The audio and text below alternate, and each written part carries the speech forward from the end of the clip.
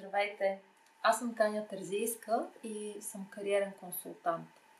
За тези от вас, които за първи път чуват за подобна професия, накратко ще ви кажа, че всъщност работата ми е свързана с това да помагам на млади хора да намерят своята вълнуваща кариера. Но много често, докато стигнат до тази вълнуваща кариера, на търсачите на успешна кариера им се налагат да се подготвят и за своето първо кандидатстване за работа. И съм забелязвала, че това е един невероятно вълнуващ момент от живота на всеки един мечтател за кариера. Но колкото е вълнуващ, толкова е и изпълнен с една огромна доза неувереност. И затова в работата си често търся начини, по които да повдигна настроението и ентусиазма на младите хора, които търсят своята първа работа.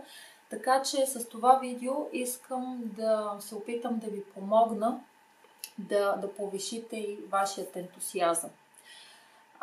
Знаете ли, всъщност много често младите хора се шокират от това, че нямат никакъв опит.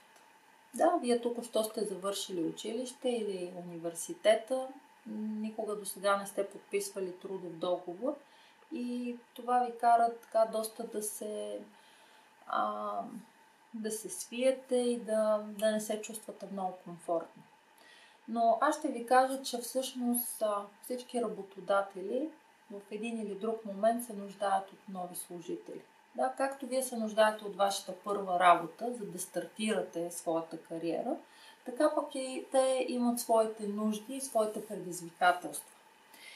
И си съставих един кратък списък това какво се нуждаят работодателите.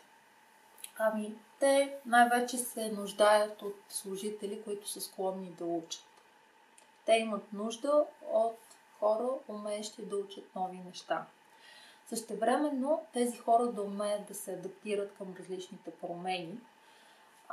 Едновременно с това имат нужда хората да им са достатъчно комуникативни. Комуникативни като добри презентатори на информация, същевременно добри слушатели на информация, да умеят писмено да се изразяват добре. Не на последно място да могат да обслужват и да се държат добре с клиентите на техния бизнес, да са високо енергични и ентусиазирани за работата, която трябва да извършват, да са много честни и да са лоялни. Всички работодатели искат хората, които работят за тях, да бъдат лоялни. Така че не си мислете, че тези нужди те лесно успяват да ги реализират. Много е трудно да намират такъв тип служители. Така че заложете на това и опитайте да бъдете техния наистина най-мечтан и най-блестящ бъдещ служител. До скоро!